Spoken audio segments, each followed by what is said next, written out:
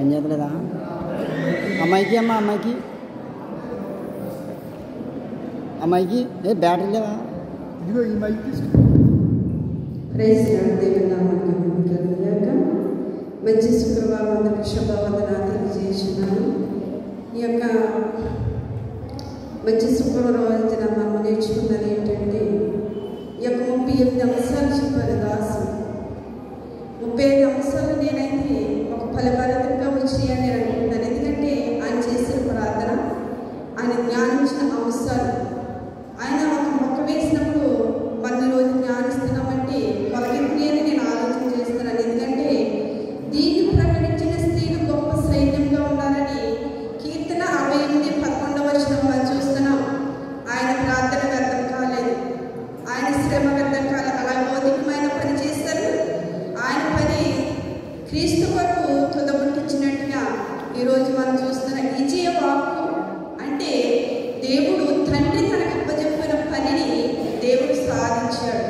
మనకు విజయం రావాలంటే ఎలా వస్తుంది అంటే ఒక పందెంలో మనము పరిగెత్తినప్పుడు శ్రమ ఉంటుంది, శరీరం బలహీన ఉంటుంది, అలసిపోతాం, కష్టము, వేదన అందరూ చాలా ఉంటుంది. కానీ మనము ఒక విజయానికి ఒక స్థానానికి చేరుకోవాలంటే మనం ఏమైనా కష్టపడాలి, శ్రమ పడాలి. అప్పుడే మనకు గొప్ప విజయం వస్తుంది, గొప్ప బహుమాన దేవుడు మనకు దాచిపెట్టి ఉంటారు. జీవకిరణమైన విజయం మనం పొందుకోవాలంటే దేవుని సేవలో పరిచయం మనం వాడబడి దాసులు ఎంతో ఆత్మీయంగా వెతబడ్డారు. ఎవరికైనా ఒక వచనమన్నా ఒక అంశమైన మెచ్చుకుందా 38 అంశాలు చెప్పారు. ఒక్కటైనా రాత్రి శుద్ధీకరణ అంటే మన హృదయం ఈ విధంగా ఉంది, అది మనం పరిశీలన చేసుకోవాలి. 38 దినాలు, ఈ 40 దినాలు ఉపవాస త్యాగం చేసాము, శ్రమ పడ్డాము, ఇలా భౌతికమైన పని చేసుకున్నాం. ఉపవాసం నేనైతే ప్రతిరోజు ఉపవాసం ఉన్నాను, అలా భౌతికమైన పని చేసుకున్నాను. నా పెద్ద కూతురు కూడా నాకు ఉపవాసం చేసింది. ఎందుకు చెప్తున్నంటే దేవుడు నాకు శక్తినిచ్చాడు. ఆయన పనులు నేను ప్రతి రాత్రి ఆయన సహవాసంలో నేను పాల్గొన్నాను. ఎందుకంటే దేవుడు కృప చూపించాడు.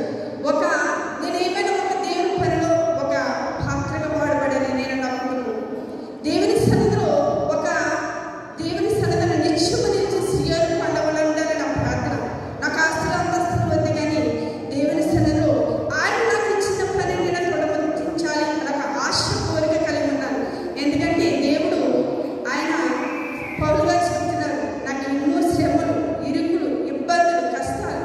కొరింథీ 2:11 వచనాలు చూస్తే 25 వచనం చూస్తే అసలు లెక్క లేనన్ని శ్రమలు నాకు వచ్చినాయి. అయినా నేను సంఘం కొరకే నేను బాధపడుతున్నాను. ఇవన్నీ నన్ను ఏమి చేయలేదు. నేను దిగంబరుడై ఉన్నాను, ఆహారం లేకున్నాను, వస్త్రం లేకుండా ఎన్నో. అయినా నాకు సంఘం కోసమే నేను బాధపడుతున్నాను. ఆయన కూడా ఎంతో బాధం కలిగి పరిచయం చేశారు. ఎన్నో బాధ్యతలు దాటుకున్నారు. ప్రభు నాకు అప్పగించిన పని నేను గౌరవించాలని కుమారుడు ఏ విధంగా అయితే మన కోసం తన ప్రాణాన్ని అర్పించాడు, మనకు ఇంకా పాపమై ఉండగానే మన కోసం ఆయన ప్రాణం అర్పించాడు. ఆయన ప్రాణం ఇవ్వడానికి అధికారం ఉంది, ప్రాణం తీయడానికి కూడా అధికారం ఉంది. ఆయన ఒక కీర్తన లూకాసు వార్త 2:49 వచనం చూసినట్టయితే ఆయన 12 సంవత్సరాలు వయస్సుగా వాడై ఉండగానే యెరూషలేము దేవాలయం తల్లిదండ్రులు తీసుకెళ్ళినప్పుడు ఆయన తప్పిపోయాడేమని తల్లిదండ్రులు ఆయన కోసం వెతుకుచుని దుఃఖపడుతుంటే, నాయనా నువ్వు ఎక్కడ తప్పిపోయావని తల్లి ఏడుస్తుంటే ఆయన అంటాడు, మీరు నాకు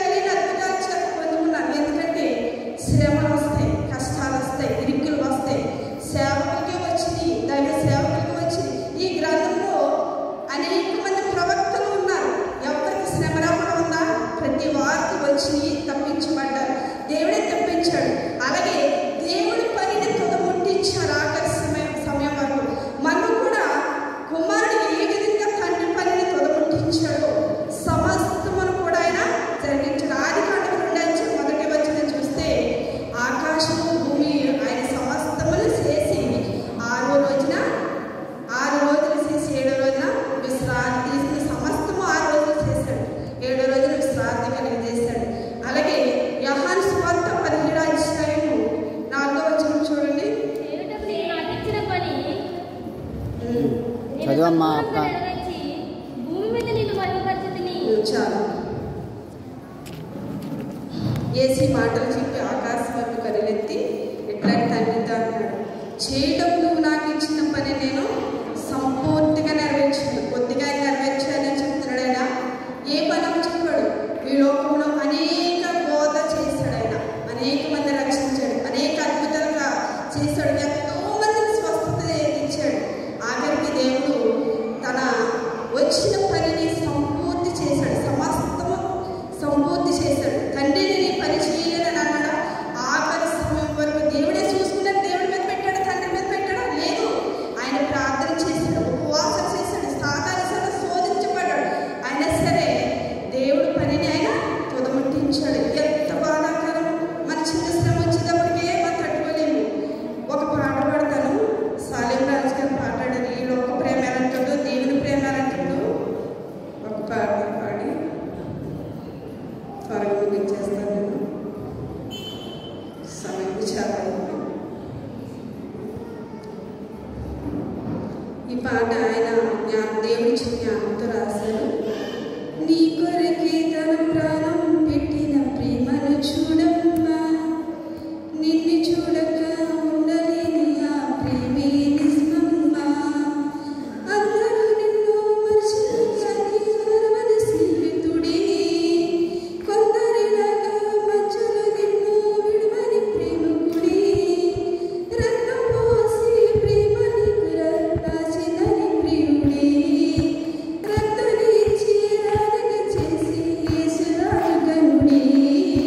కళ్ళ ఎరిగి తెల్ల పాపము పైకిరావా, కఠినమైన ఈ లోకంపై పడకున్నావా.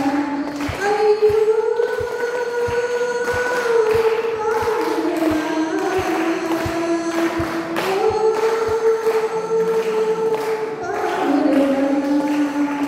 అందుకైనా ఈ పాట ఆయన ఎందుకు రాశారంటే సాలేం రాజు మీకు అందరూ తెలిసి ఉంటుంది.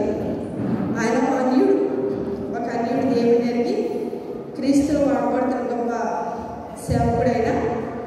ఈ లోక ప్రేమ కోసం ఎందుకు నువ్వు ఆరాటపడుతున్నావు? ఈ లోకంలో తండ్రి ప్రేమ లేదని, కుమారి ప్రేమ లేదని, భార్య ప్రేమ లేదని, భక్తి ప్రేమ లేదని ఎందుకు నువ్వు ఎంతగా వేదన పడుతున్నా, చింతపడు? నా తండ్రి చూడు, కలవరి శిలువలో నీ కోసం ప్రాణత్యాగం చేశాడు. ఆయన ప్రేమ ఉంది. ఈ లోక ప్రేమలు ఏ మాటిది? ఏ మాటిది ప్రేమలు? చూడు, ఆయన కాలు చేతులు మేకులు, ఆ ప్రేమను చూడు. తలపై మొలకెరలు, ఆ ప్రేమను చూడు. కాళ్ళు మేకులు, ప్రక్కల బలి, ఆయన ప్రేమ ఉంది. ఈ ప్రేమ ఏ మాటిది? తాత్కాలికమైనది. ఈ శ్రమలు ఎంతకనివి? తాత్కాలికమైనవి అని ఈ లోక ప్రేమల కోసం గ్రహించిపోతున్న వారి కోసం ఎంతో మంది లోక ప్రేమల కోసం గ్రహించిపోతున్నారు. ఎందుకు? దేవుని ప్రేమ ఎరగక. దేవుడు తండ్రి తన కుమారుని ప్రేమించాడు, ఈ లోకం నహించిపోతుంది. నహించిన దాని మీద రక్షించడాన్ని మనిషి కుమారుడు ఈ లోకంలో బలియాగం అవుతున్నాడని దేవుడు ఒక్కగా ఒక కుమార్ని ఆయనకు మన కోసం తిరుగు త్యాగానికి చెప్పాడు. ఆయన త్యాగం మనం ఏ పాటి వారు, ఎందుకు పనికి వారు ఆయన త్యాగం. బాబులకి ఎన్ని శ్రమలు, ఈ కష్టాలంటే మనం ఉండిపోతాం. ఆయన అయ్యా తండ్రి మనం మొదలు పెట్టుకున్నాడు, ప్రభువా నన్ను కరుణించు, అయ్యా నీ చిత్తమైతేనే ప్రభు. ఎప్పుడైనా మనం ప్రార్థన చేస్తామా? తండ్రి ఇది నీ చిత్తమైతేనే, నీకు ఇష్టమైతే. ఈ లోకపాపడి ఎలా ఉంది, మన బ్రతుకులు ఎలా ఉన్నాయి? ఒక్కసారి నువ్వు నాకు ఈ పని చెప్పు. మనం ఒక దగ్గర పని చేస్తున్నప్పుడు, అక్కడ పనికి అక్కడ యజమానికి మనం లోబడి పని చేసినప్పుడు, యజమాని మనం చూసినప్పుడు గొప్ప బహుమానం ఇస్తారు. నువ్వు మంచిగా పనిచేస్తావు అని ఆ బహుమానమే నిజమైన వార్త. ఏ గొప్ప బహుమానం ఇచ్చినప్పుడు ఆ బహుమానం బట్టి నేను నమ్మకంగా ఒక దాసుని దగ్గర నేను పనిచేస్తాను, అందుకని నేను ఈ బహుమానాన్ని పొందుకున్నానని ఒక ఆలోచన మనకు రావాలి. ఇదిగో నేను అనేక మార్లు ఈ సంఘంలోనే బైబిల్ క్విజ్లో ఒక పోటీలో నేను 4-5 గెలుచుకున్నాను బైబిల్ క్విజ్. ఎందుకంటే కష్టపడి చదివాను, దేవుడు జ్ఞానం అడుగునే తెలివి అడిగాను, దేవుడు నాకు అందించాడు. ఆ బహుమతులు తీసుకుని నేను ఇప్పుడు ఏమనుకున్నా తెలుసా? నేను కష్టపడి దేవుడు నాకు తలంతి ఇచ్చాడు కాబట్టి ఆ తలంపుని ఉపయోగించింది దేవుని సన్నిధిని బహుమానాన్ని పొందుకున్నాను. ఆయన చూసినప్పుడల్లా నాకు నేను ఈ విజయం పొందుకున్నాను కదా ఒక ఆలోచన ఇస్తుంది. అది దేవుడు నాకు ఇచ్చిన జ్ఞానం. నువ్వు దేవుడు నీకు ఒక తలంతిని ఇస్తాడు, ఆ తలంతిని వాడు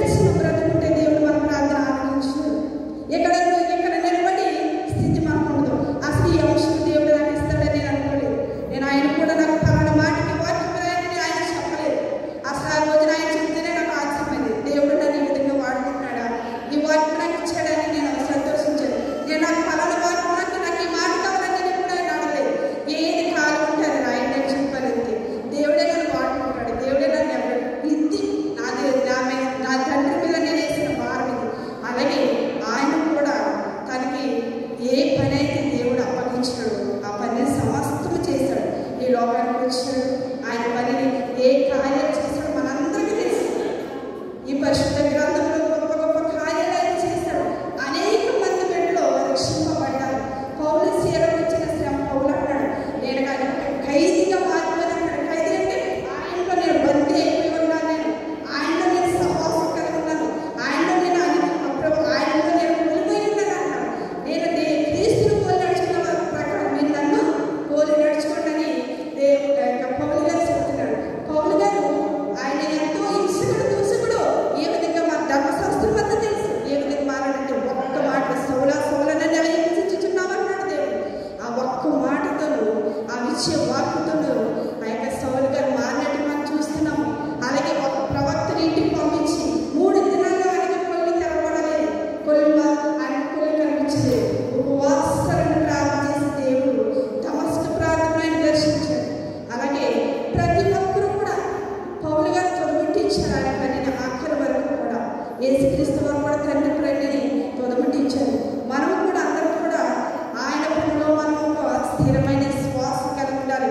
వచ్చే వెళ్ళమని కాదు, కానీ అందరూ కూడా నేను ఆలలా వాక్యం చేయాలి, ప్రార్థన చేయాలి, ప్రసంగం చేయాలని ఒక ఆలోచన నిర్దేశం కలిగి మనమందరం కూడా దేవుని స్థితిలో వాడబడాలని ఈ చిన్నమైన మాటల దేవుడు ఆశీర్వదించుగాక.